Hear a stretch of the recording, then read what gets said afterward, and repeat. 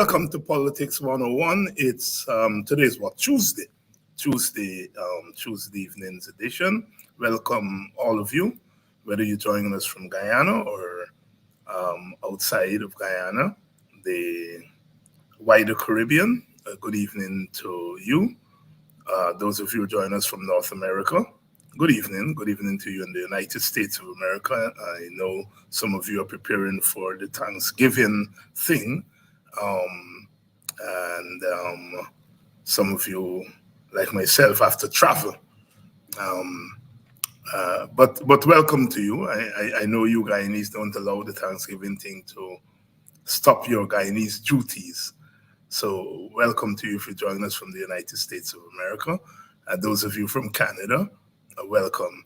And of course, our people out there in Europe, in particular the United Kingdom, and Great Britain, England in particular. Good night to you. Well, good morning, because I think it's just past 12 there. And some of you joining us from France. From French Guyana and Suriname, welcome to Politics 101 on a Tuesday evening. Please sound the bell and let them know that Politics 101 is on, so share the link. Tonight we are going to continue our conversation. Henry Jeffries here, Dr. Henry Jeffries here. Usual fortnightly conversation. Tonight we're going to concentrate on fact-finding mission. His latest column in the Village Voice this past weekend and reproduced as a letter in today's Stabroek News. And so we're going to be talking about that. So please spread the word. Politics 101 is on. Dr. Henry Jeffrey, and we're going to be talking about fact-finding mission. Lots happening on the news front. Just read a story there in Demerara Waves as I rushed in from campus to get started, that the young lawyer that was arrested for telling her client to plead the fifth, that she has been compensated by the police and apologized. The police has issued an apology that we have seen in the Demerara Waves report. I think it's a couple of hours ago. I just had a quick read. Welcome to you, Mr. White, from out there on the east bank of Demerara, Grove area. Welcome to Politics 101. Leonard, I know you were very early. Some people stand by very early before the program starts. So I want to commend you for that. The Venezuelan issue is still very much in the news. As you know, our party, the WPA, issued a statement over the weekend in which we called for, for the government to setting up a broad-based task force, one, and to consider a counter referendum in Guyana, asking Guyanese to affirm our territorial space. So those are a couple of proposals coming out of the WPA statement. The PNC had its general council over the weekend, and the statement saying that they spent a lot of time talking about party unity, and they also reaffirmed their commitment to defending Guyana's territorial integrity. So a lot happening on the party political scene. As you know, the fact-finding mission came and went. The government didn't meet with them, but they seem to have met with a White Cross section of certainly the target population, the African Guyanese community, and I noticed some Amerindian groups also met with them. So welcome to Politics One. Let's bring in Dr. Jeffrey right away. Dr. Jeffrey, good evening. Good evening, David, and good evening to all your guests and lookers. Yes. Your column this weekend and reproduced today as a letter in the Kaito News, fact-finding mission in Guyana's ethnic context. So in the column, you are looking at fact-finding within our peculiar context, peculiar because we are an ethnically, not because we're an ethnically plural society, but we're among the most divided societies in the world. And so in that sense, it's peculiar. And we have ethnicity playing out right now in front of our faces with the war there in the Middle East between the Israelis and Hamas. So ethnicity is very much on the front burner. I use a book by Professor Esmond, and he reckons that there are about over 200 active ethnic conflicts around the world, and that was a few years ago. So ethnicity is it's real, and ethnic division, ethnic conflicts are real. What prompted you to pen that column? Well, first of all, Guyana is unique even in terms of plural societies. In that there are not many countries like Guyana in the world, as a matter of fact. You have ethnic concerns in almost every country in the Yes. world. And even if you go to Britain, if you go to America, you see they have to include ethnic people in their governments and all that sort of thing to take care of the concerns on the street, that we are part of the governance structure. In Ghana, we are not simply a plural society. We are a bicommunal society. Now that moves the game far on. And by that I mean about 40% of the people on both sides, the parties, if you put it together, 80% of the people come from two parties. The voters, I mean, come from two parties, and they vote for the parties regardless of what happens. So you can sit down and curse Granger and perhaps curse Jagdeo till you're blue in the face. It would not stop the people from voting for them. It has not in the past, and it would not in the future. And the result is there's no accountability in any sensible way. And when you are Guyana's the capacity of the parties to do all sorts of electoral manipulations in Guyana, well, then you end up in a different game. When the PP was in office, let me say just before 1992 and after 1992 somewhat, when they still had 53% of the vote, you can see what that means. It means essentially you can have an ethnic dictatorship. That it doesn't matter what the other side says, this side won't be moving, and therefore if you go to election in a what we're going to call the kind of Westminster type liberal democracy, majoritarian rule, where you mean that the PPP can be in power forever, and you can't do nothing about it, essentially, because their people is going to vote for them every single time, and it doesn't matter because they prefer a bad PPP government to what you are promising. So, and there are few countries in the world like this, and with changes here and there and little movement. Look at Fiji. Look at Northern Ireland. Indonesia was a bit like this, but not the same way. And look at Israel. You have Israel before you, where for different reasons, I mean, we are dealing with a differentiated kind of thing, but for different reasons. The Israelis want a country of their own.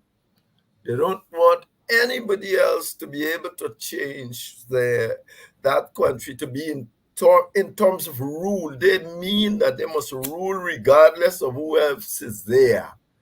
Now you can understand that in a way because the Israelis, the Jews have had a hard time throughout history and all of that. And they're one of the, well, maybe there are others, I don't know.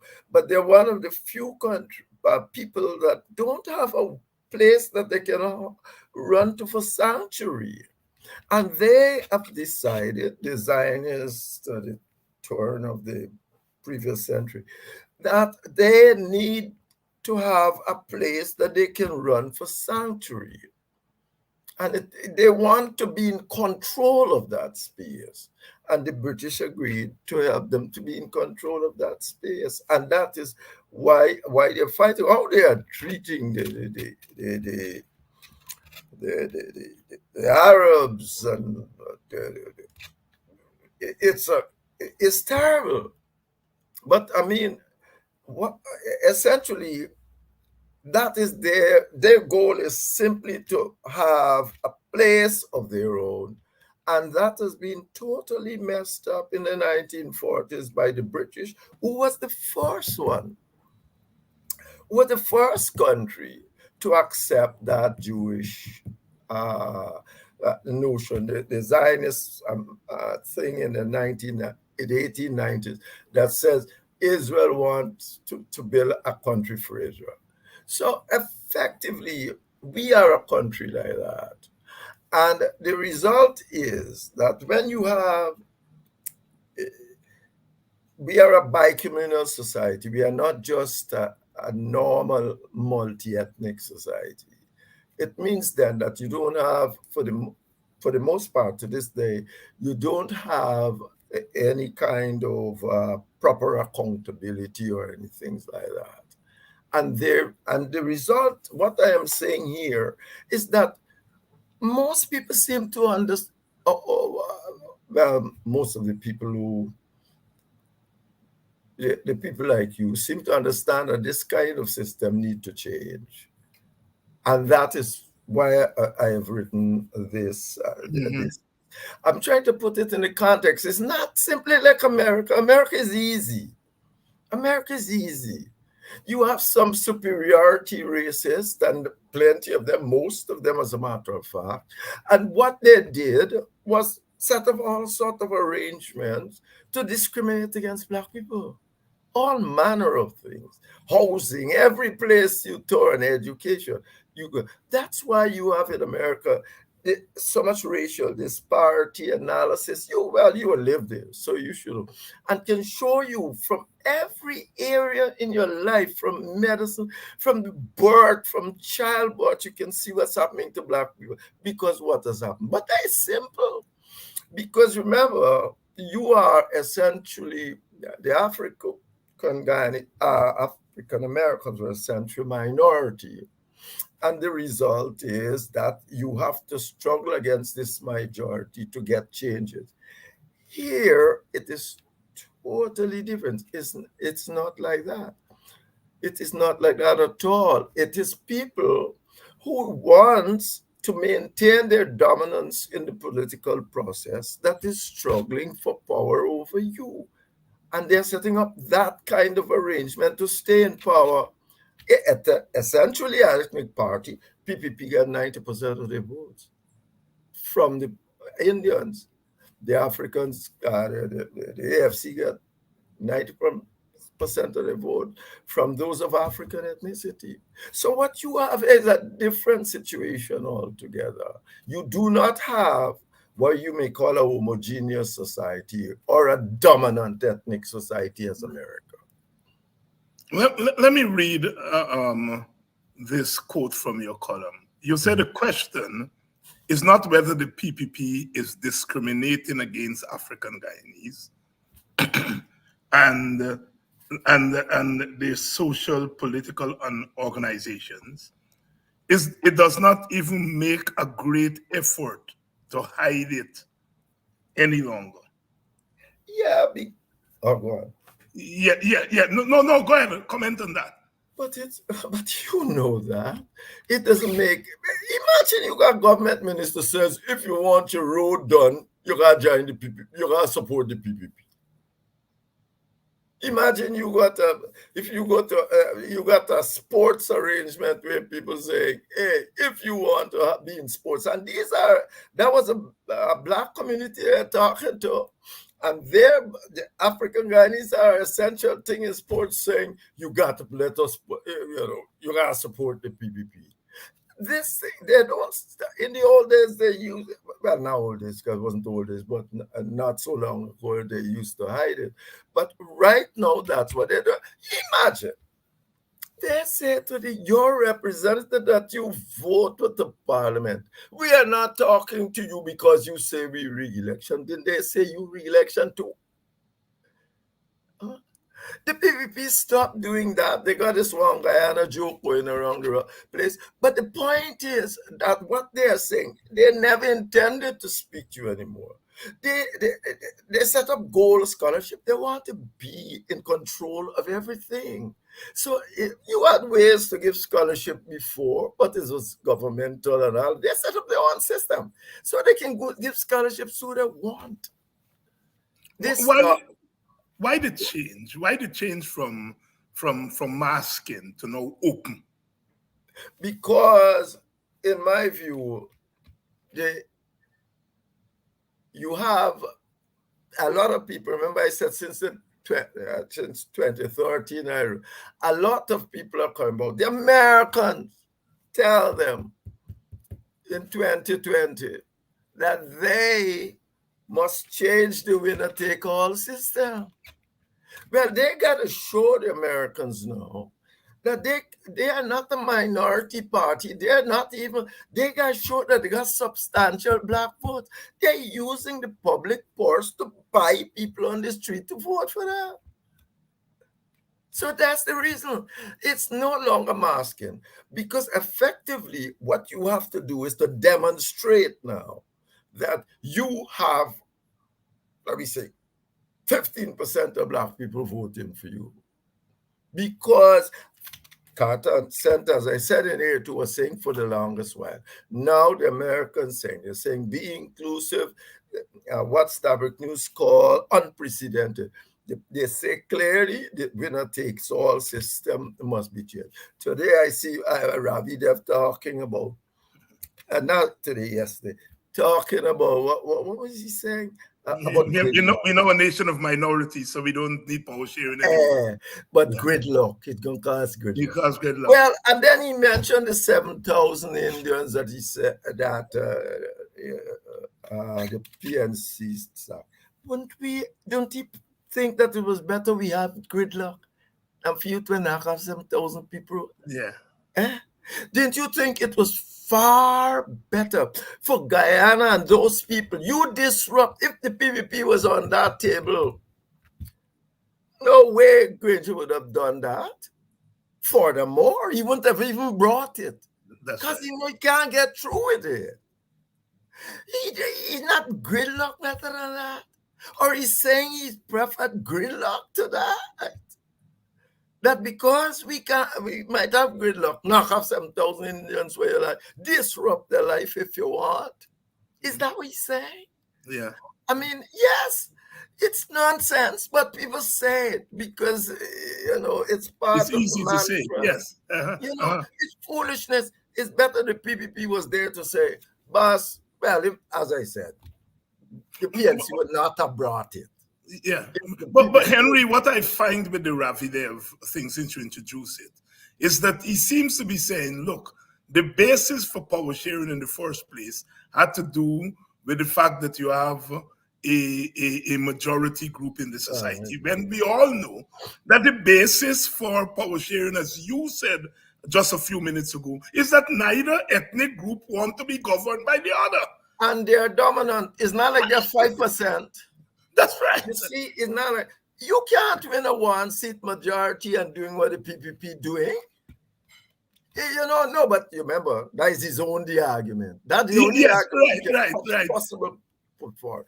But what I'm saying to you, that you can't win a one-seat majority and spending the resources how you're doing things you're doing. It should not happen in any country, anywhere. And they know they're being told that. Yeah. So effectively, that is why we have come out boldly now. They got to Right. go and buy black people vote. They got to force them more hard into it. They got to shout as Orphan does, "In my life, one Guyana will be."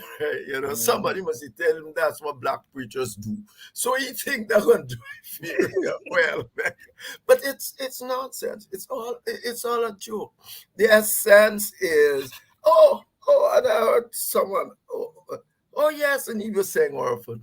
Oh, look at the party, look at the numbers, look at our cabinet. The entire cabinet can be filled of black people. It's who can got the power at the end of the day. And that is not cabinet power. That's another way of what we used to say in the old days, mama guying people. Mm-hmm. This minister, who got the power? The people in the party for the most part. And you ain't control the party. You and even if you had half party members as African Guyanese, the party is an oligarchy, so it's about 2-3 people. Imagine people on the street just question whether or not Orphan has power. Yeah. And Orphan telling you, look what black people in the party, that mean they're powerful. It's a joke. The whole thing runs on a kind of joke. It's being run on a kind of notion that we have almost a homogeneous society, and that all of this is, because that's what Westminster type system is supposed to do, but we are not a Westminster type society. There you go. You spent 2 long paragraphs on the trade unions, and I had Professor Thomas yesterday, and he was commenting because that was part of the submissions the WPA would have made to the fact-finding mission if they had gotten a chance to meet with them. The way in which the government treats the PSU, GPSU, and now the GTU, as opposed to how it treats, let's say, GAWU and NASI, all right? That era trade unions, 2 representing mostly African Guyanese government workers, and the other representing mostly Indian Guyanese. The government recognizes collective bargaining with one, meets their wage demands, not even meet with the other 2 unions, and constantly ridicule them in the public space. And it's interesting that you spent a lot of time on that. Expand on that for our audience. Well, what I was trying to say is that, what is this thing about McDonald being the president of the GTU? Kamal Chan wasn't the president of GAWU. He wasn't sitting in Parliament. I mean, I don't like calling him because I think this thing is more than name calling. But Kamal Chan was there. You have always had Chetty Jagan wasn't sawmill workers union even before the union is started. I mean, all of our the born wasn't GLU. I mean, let's stop the crap. Those are only excuses to introduce and do all kinds of things to establish your dominance. The point, it makes no sense. I said, I hear that now they said they're going to pay the teachers their salary. I'm waiting to see that before I say anything. I wrote a thing and saying that I was Minister of Education once, and I know my argument with the teachers is that you are getting 3.4% of the GDP as salary, and if you go around the world, that is what countries like us pay. I want to see what they get. Well, I know they ain't got the 4.3% of the GDP, but you can't, as I said in this program before, you can't deal with the GDP because Exxon got with most of that. You got to deal with GNI, gross national product, or something like that. Income, gross national income, or something like that. So effectively, that is what and GPSU has been going through. I'm telling you, see how Fortifis was operating. GPSU has been going through this for the longest while.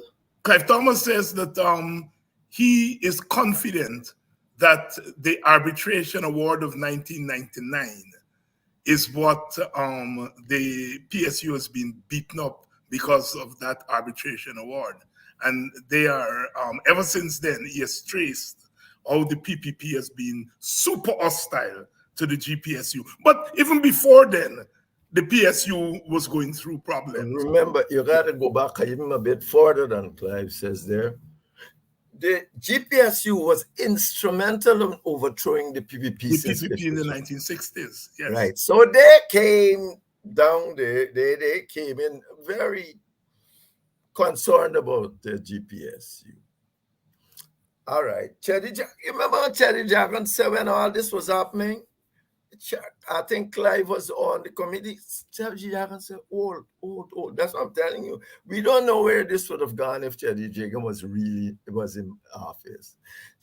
When they start saying they want this or want it, Cheddy Jagan says to them, he says, open all the books of the Ministry of Finance and let me set up a committee and let them show us we can pay. You should amazing problem Cheddy Jagan had with that. I was there as Minister of Labor. The amazing people say, open the books. So they think, well, they did open the books. And then Cheddy Jagan died. And then the results come in. And then instead of just normal public servants, they say it's for the entire public servants and all of that. And from then, I believe you start having this. And well, I said it numerous times. The problem here started. GPSU might have gotten beaten up for then. In the same year with the GPSU, I was labor teachers had. Oh, I must tell you. Let me remind you guys. I think I said this here again before. The same year of the Armstrong arbitration, the teachers also had problems, I think. And the same year, because the power was vested in me to determine the arbitration, because that's the end product. Like we are this court now with Venezuela, there's a kind of arbitration. The arbitration is the product, the end product. If once you have decided you can't deal with your thing yourself, you got some kind of conciliation, and then you go to arbitration. The question is now how to set up the arbitration panel. And I would, well, the minister can do that. And so I did it. I think it was Father Rodriguez. Father Malcolm Rodriguez. And they had a thing. Well, for the public servants, I didn't have that power. The law said no, the two parties must determine the chair.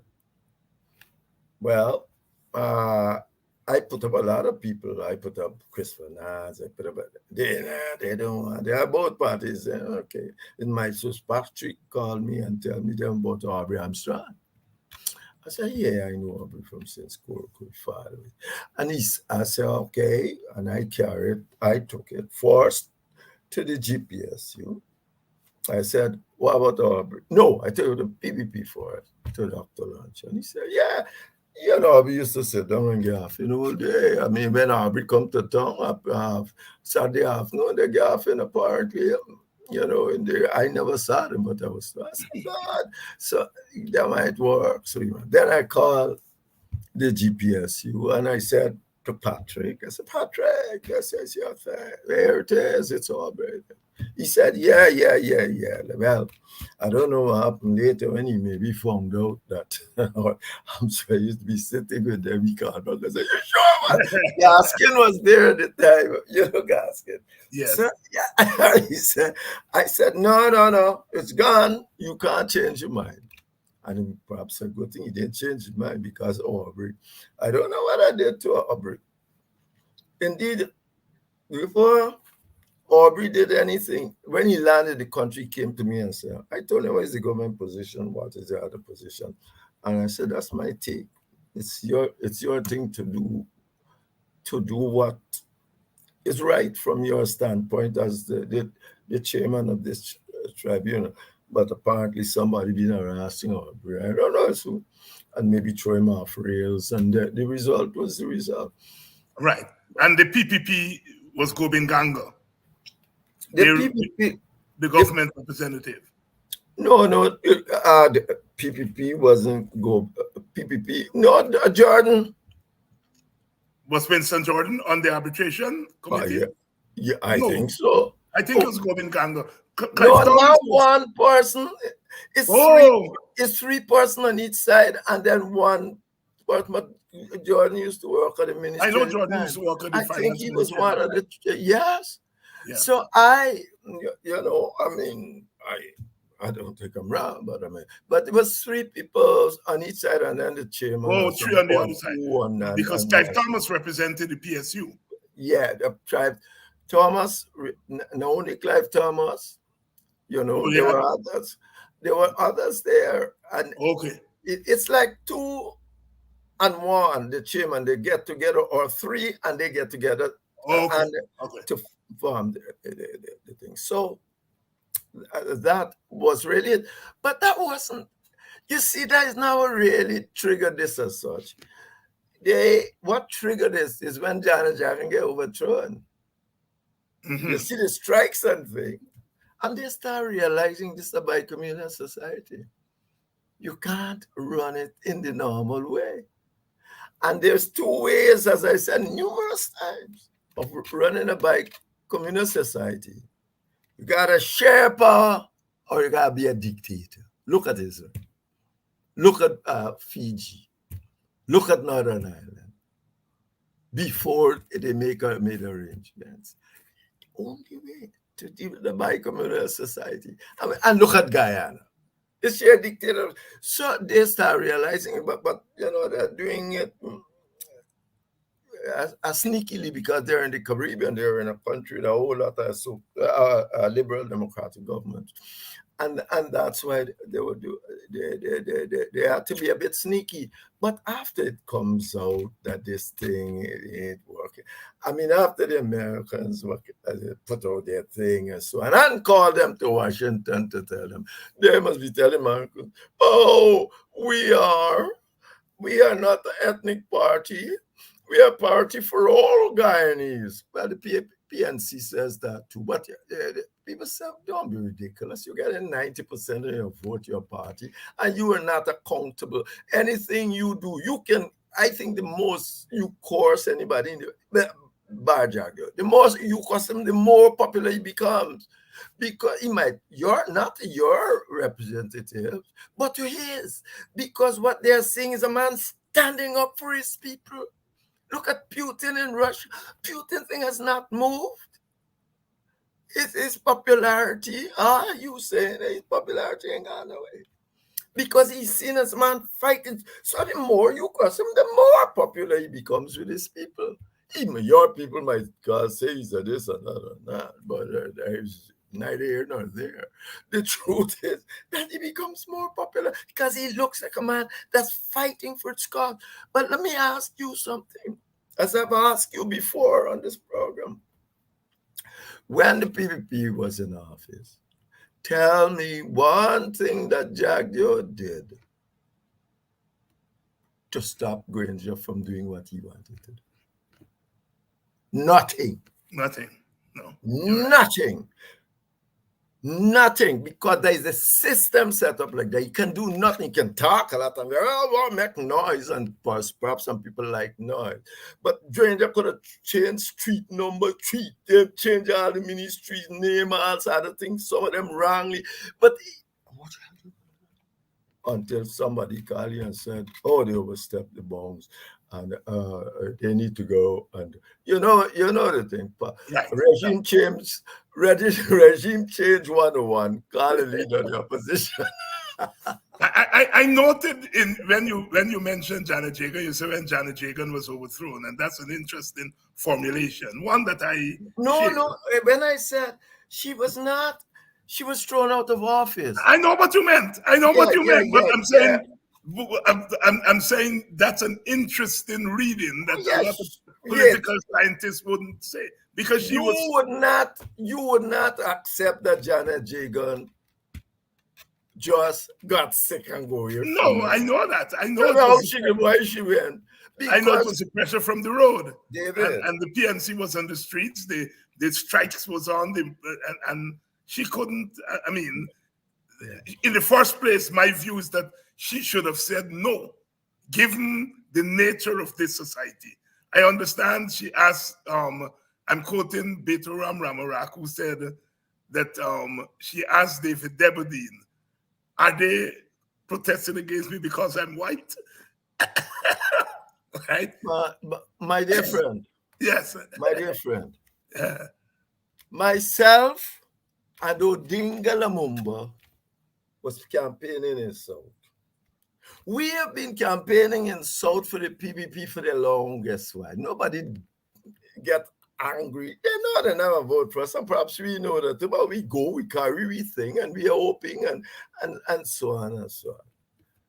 The minute they start here about Janet Jagan gonna be president, the people throwing all sort of things. That lady promised throw urine on us and come to the and I said, no. So I said, no. I went, I told you that.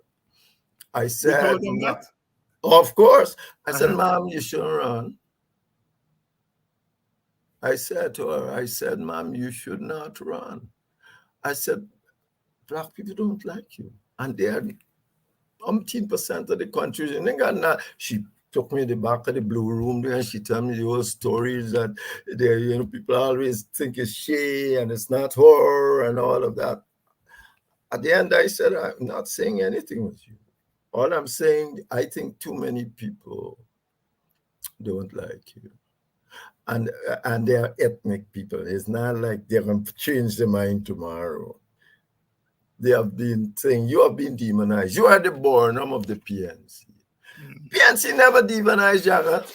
The PNC never demonized Jagan. They demonized Janet. Just like the PPP demonized Burnham. So these are the bad people. And that is what occurred. And, there's another part to the story, but don't bother. Good evening to you all. I'm sure the audience is loving this here tonight.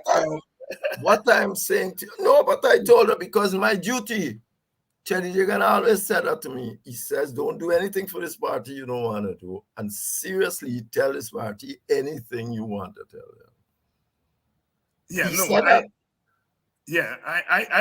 I was on a radio program in Washington, D.C., WPFW. It was a Saturday afternoon when they announced that she was going to be the prime minister, and so therefore they like it. And I said on the program, it just came out, what a big mistake. Because I mean, I didn't have to read that in a book. It's one thing, the black-brown conflict. It's another thing when you introduce a white person into the mix in a society that is already racially sensitized. It was bound to be. I mean, those people bring out all the Dali and beat it up. To tell the truth, I didn't think it like that. I thought, well, it was all right. And until I start seeing what I'm seeing on the street. On the streets, yeah. I didn't think like that. I actually thought so. So she spent a lot of. I'm gonna get my from. So what? She spent a lot of time in the country. She's a Guyanese. She worked for working people, and that was my take until I see what is happening on the street, and then I say I gotta tell. No, I'm gonna go and tell her. She ain't gotta do nothing about it. Yeah. But I gonna tell her. But you see, so that is Guyana for you. Yeah, and you know that thing, when during the Cold War and so on in Jamaica, people accepted Seaga. The minute Jamaica elected P.J. Patterson, the first black man, they started to turn on Seaga, and he was so surprised that Jamaicans turned on him. I mean, he's essentially a brown white man, and so on. And insofar as the Cold War and the two parties, and Michael Manley was around another quote-unquote half-white man, the minute they elected P.J. Patterson, Jamaican people turned. And Seaga fight and could never get in. And they actually cited his whiteness as part of the thing that they don't want to back. But you had Tom Adams in Barbados too. But you know, it is not in Ghana, not simply whiteness. It's that she was demonized. Everything they didn't like about the PPP is she did do it. Yes, yeah. She outlined things from St. Linden and going to, and I said, I understand all this, but there's no use you saying that. No, that is the reality on the ground. Yeah, so no. Why you think every time people they start about Burnham, the wicked Burnham, they were even demonized by the PPP. He's the demon in the PPP. They demonized. PNC never demonized Chadi Jagan. And what the result? At the end, black people come out from all the places. And they used to say, poor Chadi Jagan, is Janet doing that? Right. No, I grew up in Buxton hearing the big people saying that Janet stood up with success and said she wanted to see right through to Enmore, which means she wanted all the black people. And people were saying that with a straight face. Since I was obviously it was nonsense. But what image is, I mean, she might have meant PPP supporter, but it doesn't matter. It doesn't matter. That's what was in people's minds. And therefore, that is the country we live in. This country, and I know you started by saying, the devil saying, oh, you can win now, but you can only win by one seat and so on. That's it. And that don't make sense. Even if you win, you have Africans out there or Indian out there not accept your winning in the sense that this is not a homogeneous society. You are, when you operate in a given way, they themselves said, look at Granger with these 7,000 Indians. Oh, I'm going to send that to the group. You think the group don't know that? It's America you're talking about. There must be no guy more than us. This thing, but when they say those things, I think they're talking to constituents more than anything else. So effectively, that is, you cannot have a one-seat majority and hope. This is not the country for an homogeneous kind of a Westminster type arrangement. You have to have shared governance of some form if you want to run it democratically. Other than that, proceed as you are. In an autocratic fashion. Here is a very important part of your column and something that I've heard you on before, and I want you to elaborate here tonight. You say, at about the turn of the century, the PPP began to lay the foundations of the drive for ethnic political dominance. And this led to economic stagnation. Yeah. Well, and you want them to say what the IMF said and so on. Elaborate on that for us. Well, what happens? You have a situation where now people are on the street fighting, struggling, and so on. And then you had a jailbreak. When was 2004? 2002. 2002. 2002. So all this now, crime intermixed with politics.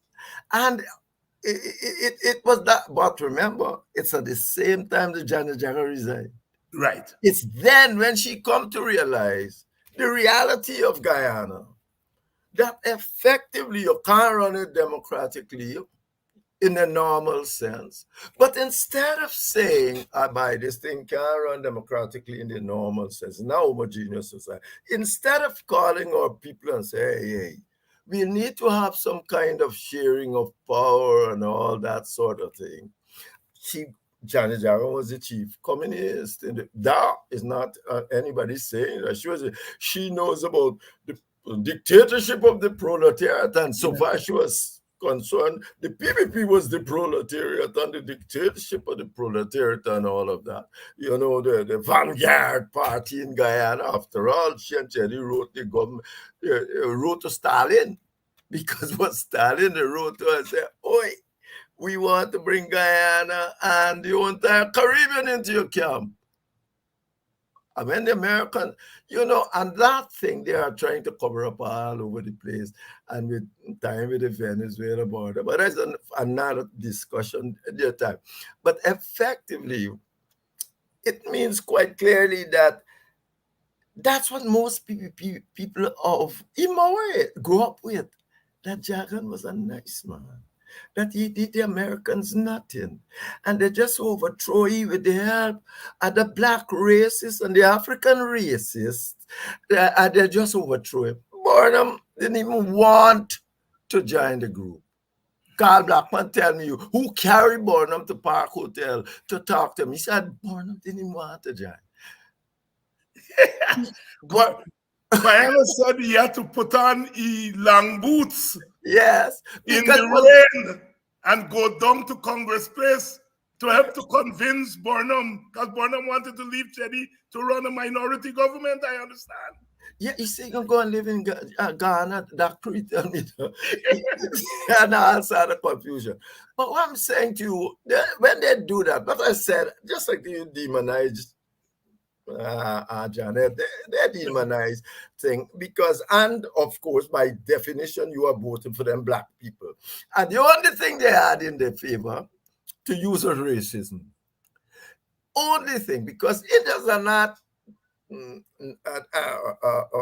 normally with anything big socialist and all, they're far better as a capitalist group. So effectively, what they have to do now is saying it's racism on the part of the PNC, racism thing, and all the black people racist, and that's where everybody grew up on.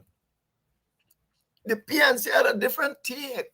Because Burnham is in power, you can talk about universalism. They're still talking about it up to the. We will bring everybody together, and therefore you got a little different take. But remember, Jang ain't got nothing. They had nothing left to mobilize the people but racism. Mobilize, and racism is a potent kind of thing, and that is what you have up to this day. So at the turn of the century, they decided dominance is the way to go. What is Jagan decide? Okay.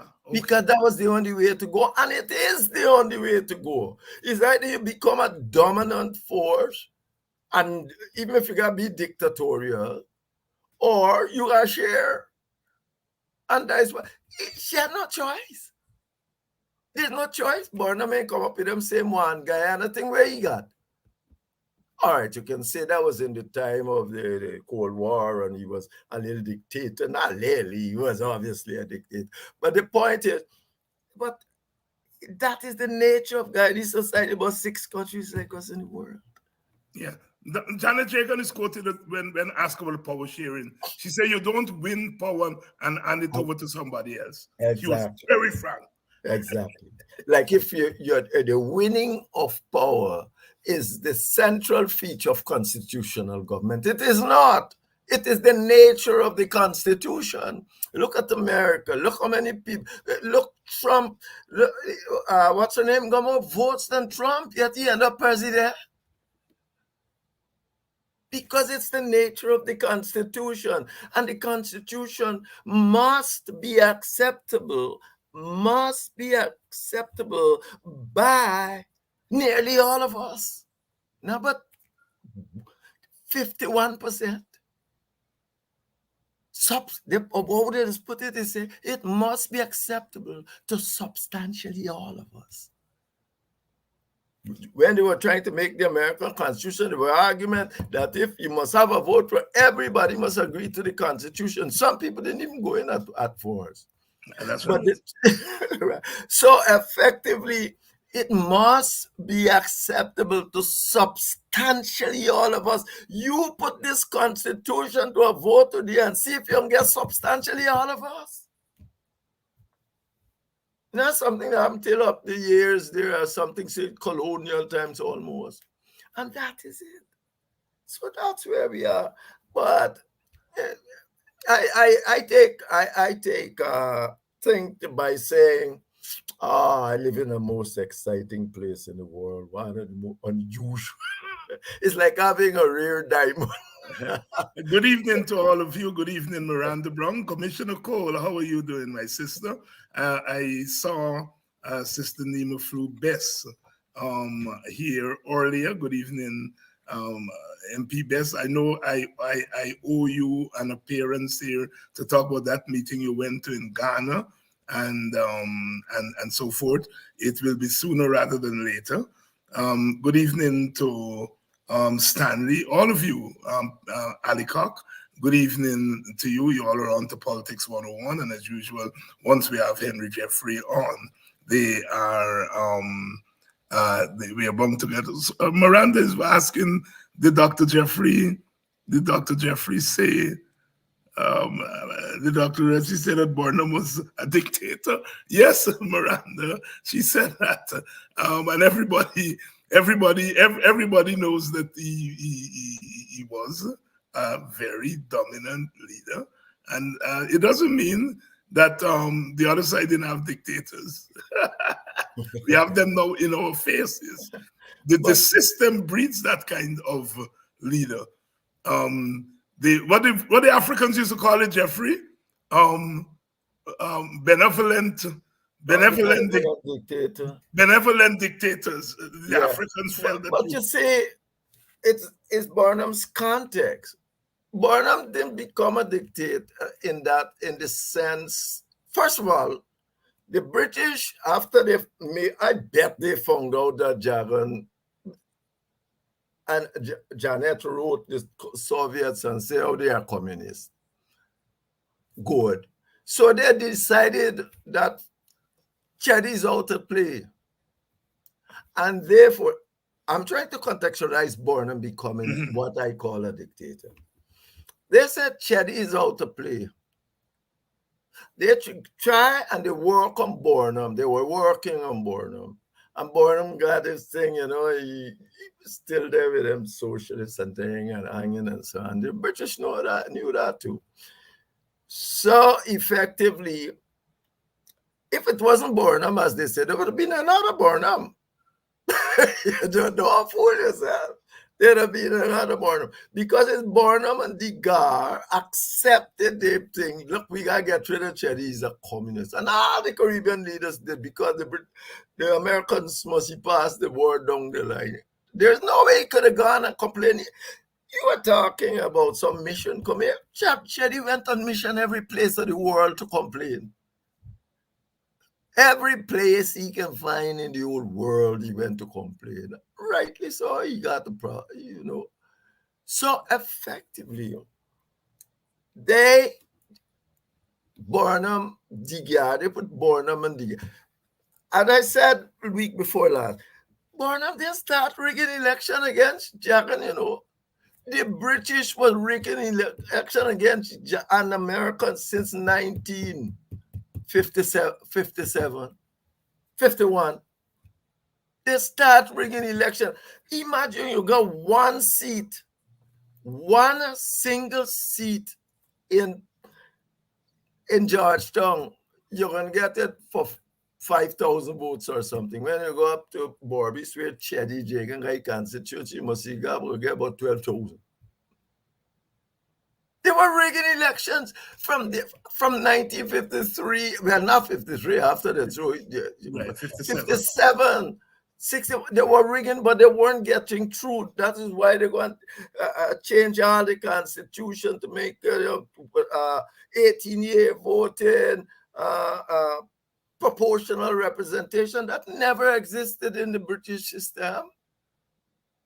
But they're saying when you look at the vote, Jagan winning the election, and these elections you were winning by, like happens in most first past the place. Margaret Thatcher used to win with 39%. He winning with just about 40-something% of the vote. And they says, no, we got a way of beating him. And the result is that is why they introduced it. But they were rigging before him. Burnham was with them. And that's why Burnham, when he was with the Garfield, they were rigging to keep Chedi out. Well, why can't we to keep the Digar out? Because he's a dead.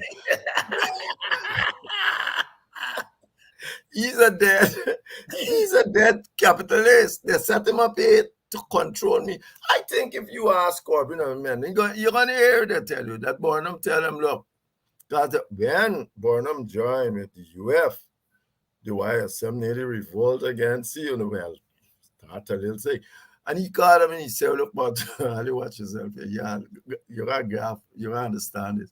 I can get rid of the guy, can't get rid of Chedi. Don't fool yourself. Don't fool yourself. It's not gonna happen. So effectively, Burnham said, well, I'm a little socialist. He's a capitalist. They think he's gonna control me and carry me with capitalism, but it's not gonna happen. So Burnham, the minute he had the chance, he said, well, he go and rig election. Me have no. I mean, but remember, this is happening in the context of Jagan saying, if I win, I carry you, and the Americans have a right. And I think it is a correct thing they did to say, if you gonna carry me, because I want no communism, me want to live in no communist state. And if effectively you believe that, I tell you, I got this thing 100 times. I didn't know that there was a letter around with this sending to the Soviet. But I said, Chedi, people believe you are. And if they do believe you are, well, then you can't rule. And in the way you're behaving, you look like you are, because you're working at the whole world, going with the worst dictators and saying that you are their friends. I used to invite Chedi to come to Kurukuru when all the PNC people say, oh, what are you doing that thing? I invite Chedi. He used to come and open discussion, open lectures. And I used to come. Well, I never wanted to, but since certain people don't turn up, I have to turn up myself and tell them these things. Me and Chedi always had this discussion. But it's only now it come out clearly that the Americans had good reason to say he was a communist. They wrote a letter, apparently. Well, not apparently, but well, yeah. Henry Jeffrey here tonight. Henry, so the fact-finding mission came. They met with African Guyanese, Amerindian Guyanese. They met with the political parties, the organizations. What was the benefit of a fact-finding mission of that nature?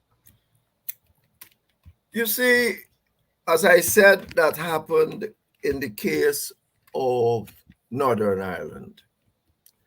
It was and I wrote this long time, so it is nothing to do with the fact-finding mission. It was the Guyanese overseas that got Biden, who was a central man in that process. You mean the Irish people overseas? Yes, the Irish people overseas will come together and get Clinton to start looking at the issues. Yes, in a way. And I see all these fact-finding missions as an attempt, as an attempt to do just that, and that they are going to spread the message. And America is a big society; they're going to spread what they have seen. Yes. They're going to spread what they've heard. They're going to spread all these things. And it's no use, I think it's a good thing, because I think that this is totally correct that the system be changed and that we run a system as best you can in our context as a liberal democracy. So I don't have, I mean, that is why I said, let me contextualize it and put it in a framework. It is not America where some people just discriminate on you because they like black people and they think they're inferior and all that thing. It's more than that. It's the political oligarchs in the parties that are taking over and believe that they can run the system. And imagine Barnum start a career talking about one people, one nation, one destiny. Often, how long after? Coming about one Guyana. It's a good thing you only take one syllable out of the I mean, it's foolish. And these people, people try this. People tell you before. Since 1861, James Stuart Mill could tell you that by this kind of society ain't going to go well. It's in the 1940s and 1950s, remember, with Louis Sorata, who is thought to be the father of shared governance nobody here want to take anything from anybody. It's those who don't want it want to control people. That is the essence of it all. If you say we're going to share, well, if we don't agree, let me have a deadlock. It's better you have deadlock than racism. It's better you have deadlock than don't give the teachers a salary. It's better than you saying, we're going to have gridlock. What is gridlock? Gridlock means there is democracy on the ground. And you can't do to people what you would want to do to them. Because of, as I said before, because you didn't have gridlock have 7,000 Indians. What you tell me? You prefer 7,000 again knockoff? Then Jaguar or somebody was sitting them there to stop Granger? That is what you say. And it gets worse because, as I said, they got knocked off. All that the resources, human are not get wasted. And then what happened after? When the PPP come in, which I told them would happen, I said, the PPP will come back to government. They'll put these same people back in office, and none of you going to feel poorer. Henry Jeffrey, my brother, thanks a lot for coming through tonight. No, as usual, and really enlightening discussion here tonight. Always something to learn about the nuances of our politics, and I can tell from your comments that you're all quite into it tonight. Henry, thanks, my brother. Okay, my man. Thank you very much. And Ravinev knows better. He knows better. He was once in favor of power sharing. He's once in favor of power sharing. He knows that power sharing ain't got nothing to do with land of minorities. If Indians are 45% and they get a 5% African, 6% Africans to go on the other side, to go with them, there's still 4 to 5% of their support is Indian. And still 90-odd%, 80-odd% on the other side is African. The fact of the matter is that Africans and Indians have said repeatedly from 1957, we do not want to be governed by the other race, by representative of that is frank. Indians don't want to be governed by the PNC, and black people don't want to be governed by the PPP. Even if you get a 5% Indian or 10% Indian that came over in 2015 via the AFC, by the time 2020, they're gone back. Because they're saying, we come to the AFC, we didn't know the AFC would have joined with the PNC. Right? So the fact of the matter is that Indians do not want to be governed by Africans. And Africans do not want to be governed by Indians. And Ravidev knows that. So Ravidev is telling us, oh, you get a 5% crossover and you govern. Well, you get 5% of Africans and they go over to the PPP. What they are doing is enabling the PPP to dominate African people and vice versa. So even if the PNC get a 5% crossover Indian vote, or the PPP get a 5% crossover Africa, it changes nothing because the vast majority of the race remains on their side of the fence. And when Indians came over, they came to the AFC. They created the AFC into a second Indian party. They didn't go to the PNC. They went to the AFC. And what people forget is that in 2006, Africans voted for the AFC because Raphael Trotman was a presidential candidate. That is when the PNC got the lowest ever score, 34% or something like that. They lost votes to the AFC. So the AFC was first an African party when Raphael was the presidential candidate. And then once Ramjatan and the Indian brothers and sisters from New York took over the thing, Africans went back, meaning went to the APNU, because by then, the WP and the PNC, by then the WPA was seen more as African.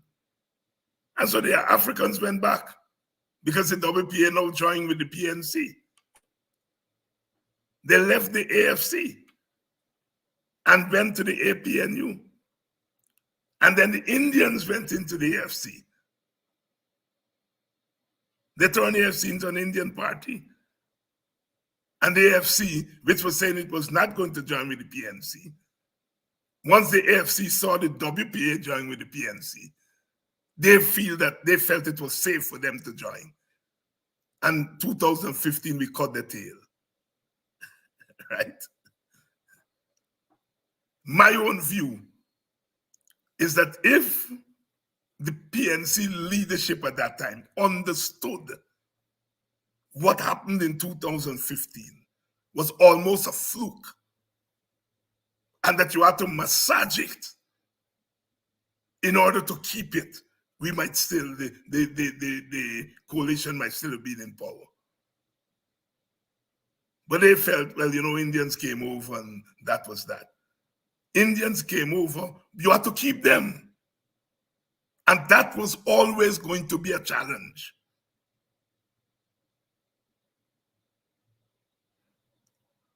It's good to look back at history. I hope the mistakes we make, we don't make them a second time. The fact of the matter is that Indian people do not want to be governed by Africans, and Africans don't want to be governed by Indians, and Amerindians are going to go down that road eventually, which is going to make Guyana an even more difficult place to govern under the present system. We've got to change the system. We've got to change the system. I think if we are guaranteed power, whether you bring first or you bring second, that at the end of the day, you know that your representative is going to be in the cabinet and making decisions. I think Indian people who don't like the PPP are going to be more inclined to vote for a third party because they will know whether the PPP bring first or bring second, they're going to be in the government. And African people who don't necessarily like the PNC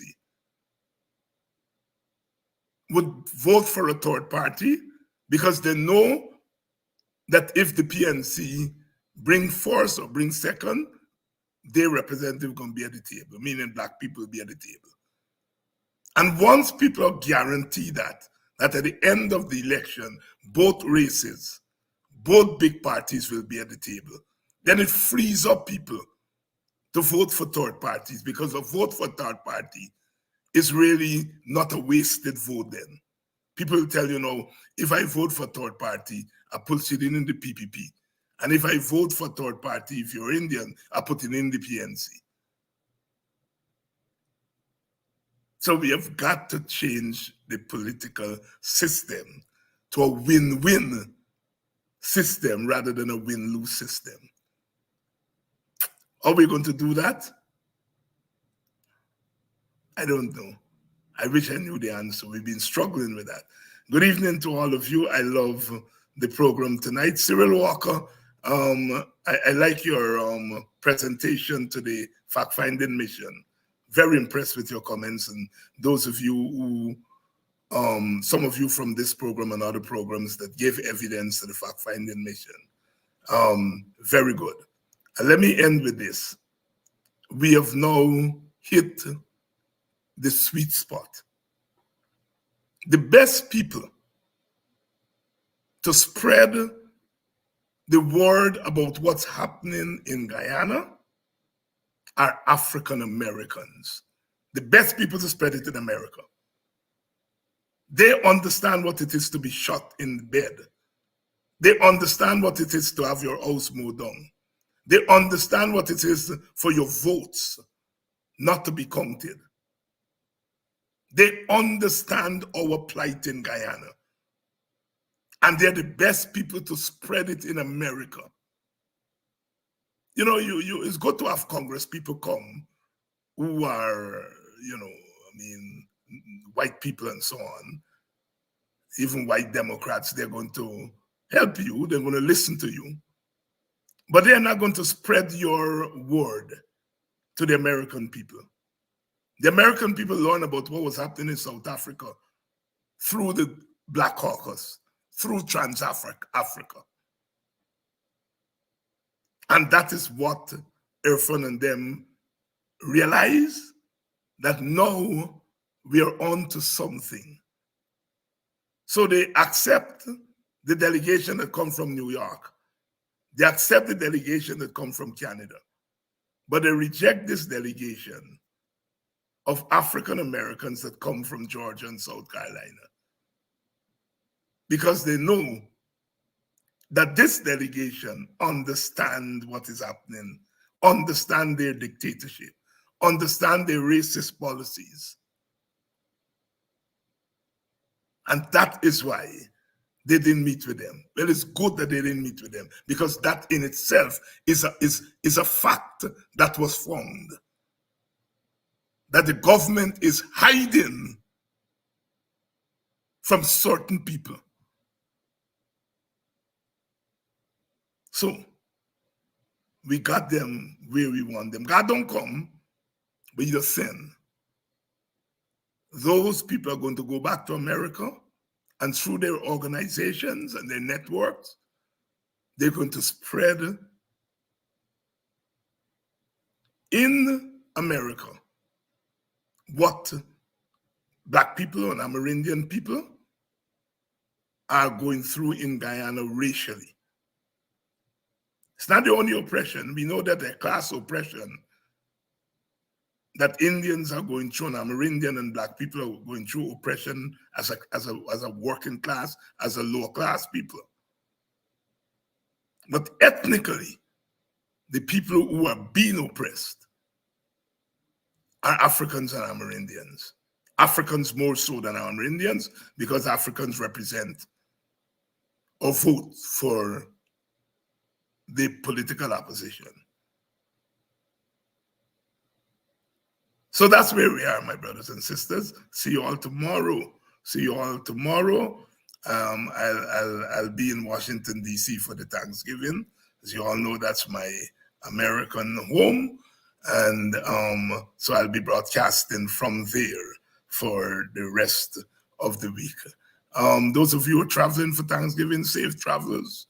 To the rest of you, it's always my pleasure to be here and to share.